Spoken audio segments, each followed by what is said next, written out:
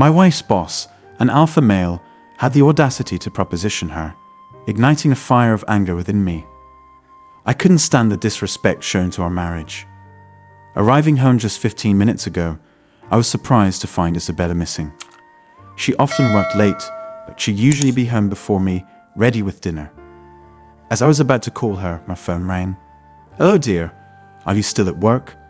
I inquired. "Yes, but I'm on my way now." "I have a surprise for you," she replied. "Should I prepare dinner or order something?" I pondered. "There'll be no time for that tonight," she informed me. 20 minutes later, Isabella entered, appearing disheveled. Her clothes were wrinkled, stockings missing, makeup smudged, and hair in disarray. "Tough day," I remarked, taking note of her state. She hugged me tightly, whispering, "You know I love you deeply, and that you'd do anything for me, right?" I nodded, prepared to fulfill her wishes. She began to explain that she had been discussing our relationship dynamics with her boss, who had introduced some intriguing ideas that sparked her fantasies. While I allowed her autonomy in many decisions, major ones like home purchases, car choices, and financial planning were mutual endeavors. My willingness to prioritize her happiness did not equate to submission. It was simply an expression of my love. "You know how you generally let me decide on most things, and you're so loving and kind, allowing me almost anything I want," she continued. "Lately, I've been having discussions about our relationship with my boss, Ben. He floated a few ideas that intrigued me, particularly stories about submissive men being dominated by their partners and how it could enhance their relationship. I have to admit, Peter, these tales sparked my imagination and stirred something within me," Isabella explained.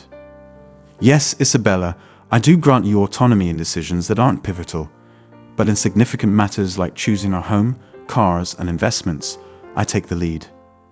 However, I do enjoy letting you decide on things that bring you joy, like vacations, movies, restaurants, and even my wardrobe. It's not about submission. It's about expressing my love and ensuring your happiness," I replied, reflecting on my approach to our marriage. My dad once told me that the key to a content, stress-free marriage is not sweating the small stuff. He believed that almost everything falls into that category and that life should be embraced with positivity and joy. I added, "Okay, Peter, I think my boss might have a point. He's assertive, powerful, and commands respect with his strong personality. He sees himself as an alpha male, dominant, and at the top of the social hierarchy. Whereas people like you, though loving and kind, are more inclined to be submissive," Isabella remarked, her tone shifting with newfound confidence. I frowned, disagreeing with her boss's assessment. "That sounds like superficial pop psychology to me, and I don't buy into it. What exactly are you trying to say?"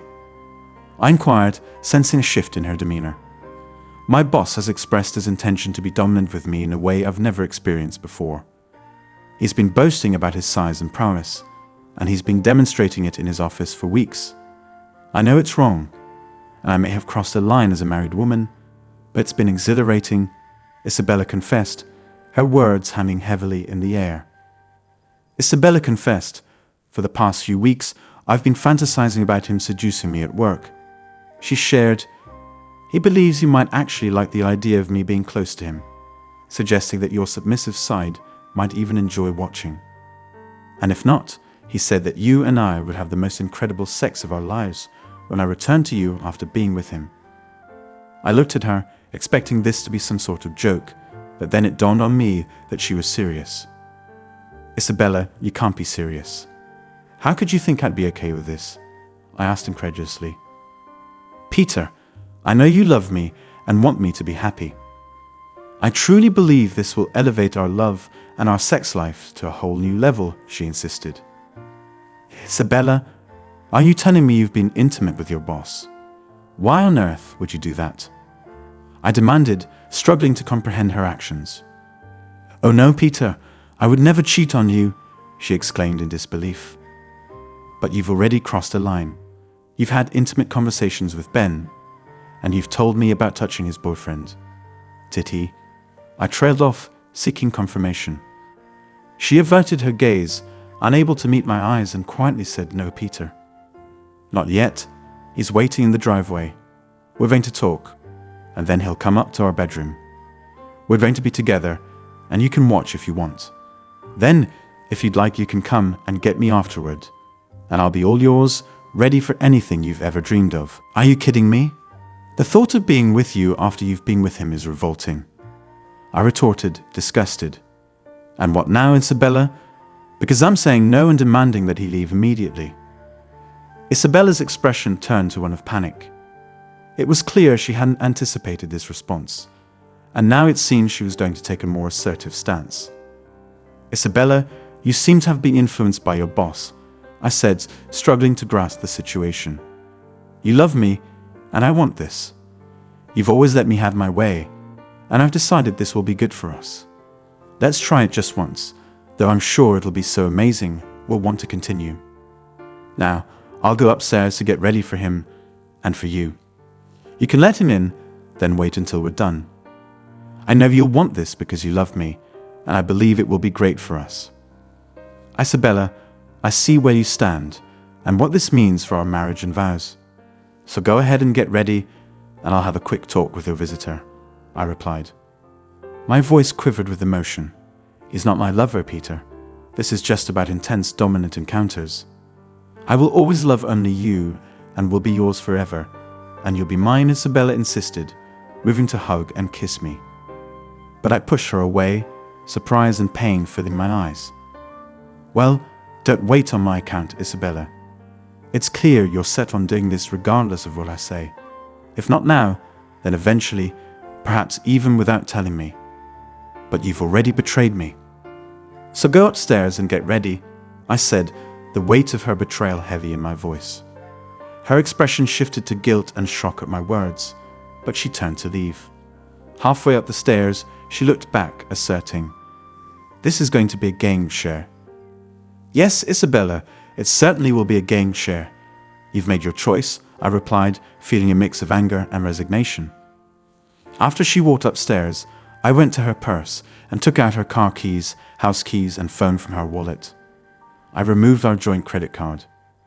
Then I headed to the kitchen, pulled out a dish towel, some zip ties from a utility drawer, and a large carving knife. With these in hand, I went outside to confront Ben. He was in his car, engrossed in his phone. As I approached, he rolled down the window and said smugly, "Okay, little Peter, I assume your wife filled you in. Don't worry, I'll still let her be with you, at least for now, until she's totally under my control." "You're going to enjoy this," Ben started, but I didn't let him finish. I launched into the most forceful left hook I could muster, striking him squarely in the nose. The sound of a crunch confirmed I'd inflicted damage. Handing him a kitchen towel, I said, "Here, you might need this, Ben." As he brought it to his nose, I quickly looped a zip tie around his left wrist, secured it to the headrest bar, and tightened it. Next, I opened the car door and delivered another left hook, this time targeting his lower body right, where he boasted his manhood was. He doubled over in pain, curling up as much as the zip tie on his wrist allowed. His right hand clutched the steering wheel while he screamed in agony. Seizing the moment, I swiftly zip-tied his right hand to the steering wheel. Leaning close to his face, I taunted, "So the big, strong, dominant alpha male is having trouble now, huh? What a pathetic situation you've got yourself into. You've misjudged this scenario horribly, and you're about to learn from your mistakes. Unfortunately for you, Isabella is expecting something epic, so let's not disappoint her." I picked up a water hose lying on the grass, equipped with a sturdy steel nozzle. With a swing, I shattered the car's side window, sending fragments scattering across the seat and floor. Then I moved to the front, striking the windshield. While it didn't break, I managed to fill it with cracks and dents, as if it had been pelted with golf ball-sized debris. I'd also smashed the headlights, finding a grim satisfaction in the act. Returning to the driver's side, I chuckled, "Looks like your car could use some work." Then, pulling a knife from my back pocket, I quickly leaned towards the car and pressed the blade against the jugular vein in his neck. In my most menacing tone, I hissed, How many times have you been with my wife? Did you try to convince her that I would accept this? Fear flashed in his eyes as he stuttered. Only twice these last few weeks. It meant nothing. It was just sex. Please let me go, and I promise you'll never see me again. I regarded him with contempt, seeing him as nothing more than despicable. I'm not going to end you right now, but make no mistake. If I get wind of any trouble from the police or any repercussions from our little chat today, I will come after you. If you involve the police, I might end up in jail, maybe get out on bail, or even serve time. But regardless, there will come a day when I will find you. Maybe in a parking lot, maybe in an elevator at work. And when that day comes, I will finish where I started. It's your choice. This could be the last time you ever see me, or you could spend the next week, month, or year looking over your shoulder, waiting for the moment I decide to end you. With these words, I leaned over him, stuck the knife into the passenger seat, and said, Isabella will need this to free you. So you can either drive her away or maybe, just maybe, she'll take you to the emergency room. Doesn't matter, just make sure you get her out of my sight. I walked into the house, and as soon as Isabella heard the front door close, she called from the bedroom, Is that you, Ben? Come up here. Have you sorted things out with Peter? I was taken aback by her naivety. Isabella, Ben's in the car. He wants you to come out and talk. I think he's reconsidering, I replied. A minute later, Isabella came down wearing the underwear I'd bought her, in a hastily donned robe. What happened, Peter? Did you reassure him? Everything's okay, she asked. I made it clear his future depends on his actions. You should probably go out and talk to him, I responded. She looked at me puzzled and said, Peter, please remember that I love you, and this is going to strengthen us. Of course, Isabella, I replied, masking my true feelings. Feeling a newfound sense of resolve, I locked the front door immediately after Isabella walked out. I made my way upstairs, hearing Isabella screaming, What have you done, Peter? Come here. I ignored her pleas and went into our bedroom, pulling out a suitcase. Quickly, I gathered a handful of Isabella's underwear, bras, and socks from her drawers. Then I grabbed some t-shirts, jeans, and sweaters from her closet, packing them into the suitcase. In the bathroom, I hastily threw as much of her makeup and personal items as I could fit into the suitcase. Returning to the closet, I grabbed a pair of her tennis shoes. Walking to the guest bedroom at the front of the house, I opened the window and shouted, Isabella, you might need this, as I dumped the suitcase onto the driveway. Some perfume bottles might have broken, but that was no longer my concern. Then I threw her tennis shoes, aiming for her, but she managed to dodge them. She looked up at me with tears in her eyes and cried, Peter, please, what are you doing? I replied, I was sure this was what you wanted. I'm sorry. I didn't mean to make you angry or hurt you. I can't believe how harsh and brutal you were to Ben. He's my boss, for goodness sake. Please, Peter, let me in so we can talk about how to get through this, Isabella pleaded, her voice laced with disbelief. Isabella, I can't even begin to express how absurd you've sounded since you got home with this scheme to turn me into a cuckold, I responded. I couldn't help but wonder if you'd had a stroke or if you were on drugs. Or perhaps I'd never realized just how petty and pathetic you truly are. Regardless, it doesn't matter now. I want you to leave. Take your lover to the hospital, but ask him what will happen if any word of today's events gets back to me from the police or anyone else, I said firmly. I'll pack the rest of your things in bags, and you can tell me where to drop them off. But don't you dare come back to this house again. With that, I slammed the window shut, went downstairs, opened the front door, and threw her purse at her. It hit her in the chest before I slammed the door close. I couldn't resist adding, Is this enough for you, Isabella? As a final remark. I locked the door behind me and headed to the kitchen to open my second beer of the day. It dawned on me that I needed to contact my lawyer immediately in case the police were involved, and also to seek a recommendation for a good divorce attorney. Glancing out the front window, I saw Ben yelling and cursing at Isabella as she cut the zip ties. She then placed her suitcase in the trunk. Ben got into the back seat, lying down, and Isabella, sobbing and looking utterly shocked, got into the car and reversed out of the driveway. As the adrenaline in my system began to subside, I started to relax. I was utterly astonished by the day's events. How could my wife derail so drastically, and how had I reacted in anger towards her boss? I was alarmingly close to causing him serious harm, and now I realized he just wasn't worth it.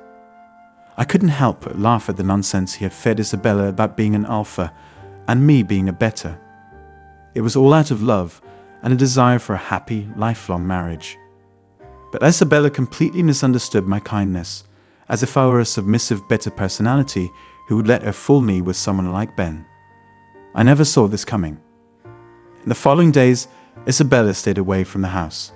I kept receiving calls from unknown cell phones, which I assumed were from Isabella, since I had taken her phone, pleading for me to call her back on a specific number to talk things through. I knew a confrontation was inevitable, since the police hadn't shown up. I felt relieved, thinking I had narrowly escaped trouble. Now it was time to close this painful chapter. I called Isabella and told her to return in an hour for a talk. After hanging up, I finished packing everything in the house that belonged to her and waited on the porch. Isabella eventually drove up in her car, which she must have retrieved from work. I wasn't sure if she was staying with Ben, her parents, friends, or at a motel. Surprisingly, I found myself not too interested in where she had been. She got out of the car, waved at me hesitantly, and then came to sit next to me on the porch steps. Her face was a canvas of emotions, including fear, shame, guilt, and apprehension. Her swollen, blotchy appearance suggested she had been crying a lot and sleeping very little. She looked at me sheepishly. "I'm so sorry for what I did. I don't know how I let Ben convince me to ask you to be part of that, thinking you were submissive and would be into it," Isabella said. "As I reflect on the past few weeks, I can't comprehend how I got caught up in all this.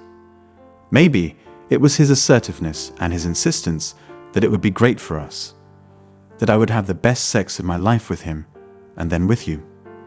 You must think I'm insane, and I probably was, but Peter, now I've come to my senses. I love you, and I want only you.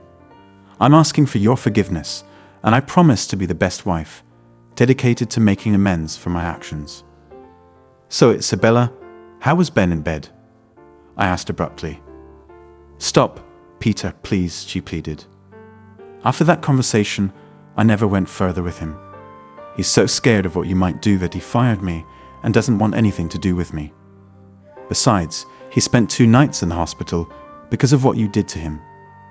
He concocted a story about a robbery, and we both went along with it to keep you out of trouble," Isabella explained. "At least he did something right in this mess. But what do you want, Isabella? What are you asking of me?" I questioned. "Peter, I want you. I want to come back home and be your wife for the rest of our lives. I'm asking for your forgiveness. I'll do everything I can to make it up to you. We can get past this and be stronger than ever. I've realized you're the only one I can ever love, and I need you to forgive me. Can I please come home?" she implored. I pondered for a moment. "Isabella, I thought a lot about this. We've been in love for 2 years and married for 3. Now, after just 5 years together, you're obviously either bored with our life, or at least our sex life, and you're seeking something more. You might think you love me, and maybe you do, but I'm certain you don't respect me. You wouldn't have thought of me as a submissive beta male willing to let you sleep with your boss, and then come back to me if you really understood love or respect.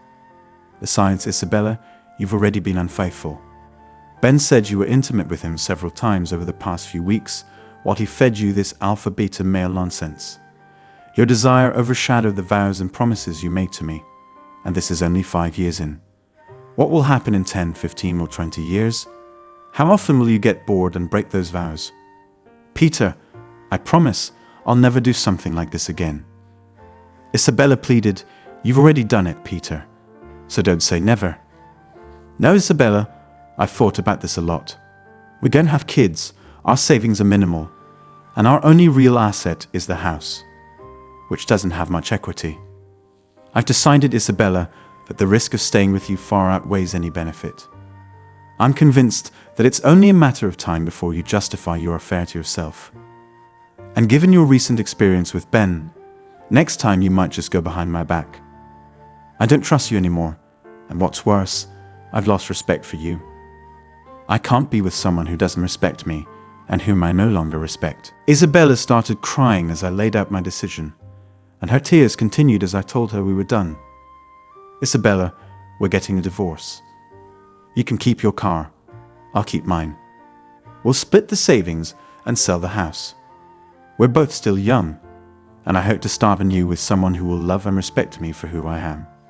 I've already hired a lawyer for the divorce, so we can do this amicably. Or you can hire your own lawyer. Now let's load the car with your belongings, and you can go and be with as many alpha males as you like. I'll start moving out next week, so we can get the house on the market, I told Isabella firmly. No, Peter, no. Please forgive me. I need you. I love you. I truly respect you. It was just a mistake, one I was dragged into. You have to forgive me, Isabella implored. Isabella, I'm sorry, but I've said everything. Now it's time for both of us to move on with our lives. If our paths cross in the future, let's just nod in acknowledgement and continue on our way. I hope you find what you're looking for, I responded. With that, I began loading her things into the car. Once we finished, I simply looked at her, said goodbye, walked into the house, and closed the door, symbolically ending our marriage. Final update. After my divorce, I decided to take some time for myself and do some traveling alone. I had always wanted to go on a cross-country road trip across the US and experience some of the freedom I felt I had lost in my marriage. A few weeks into my trip, while driving through a remote area of the Southwest, my car started making strange noises and sputtering. I pulled over at the first exit I saw that had a gas station and auto shop. The mechanic told me the engine was shot and I would need a full rebuild. Stuck in this tiny town in the middle of nowhere, I started to feel sorry for myself. But then I met a woman named Emmy who ran the local diner. She was unlike anyone I had ever known. Strong, independent, and adventurous. She convinced me to stay in town for a while and took me hiking and rock climbing in the beautiful surrounding wilderness. Over the next couple of weeks, Emmy and I grew very close. She made me start feeling alive again after the pain of my divorce. One night, we were camping under the stars when we started passionately kissing by the fire. It was clear we both wanted more. As things started heating up, I pulled away and confessed I was not ready for anything too serious after getting out of a marriage. Emmy smiled and said she understood, but that we should enjoy the moment. We ended up making love there under the stars. It was incredible, but afterward, I was worried I had made a mistake. When I hesitantly brought this up, Emmy laughed and said not to overthink it. She told me to loosen up and live in the present. Her carefree attitude was so different than what I was used to. Being with Emmy made me realize I needed to let go of my inhibitions and not be afraid to embrace new experiences. Over the next month, we continued our passionate fling while my car was repaired.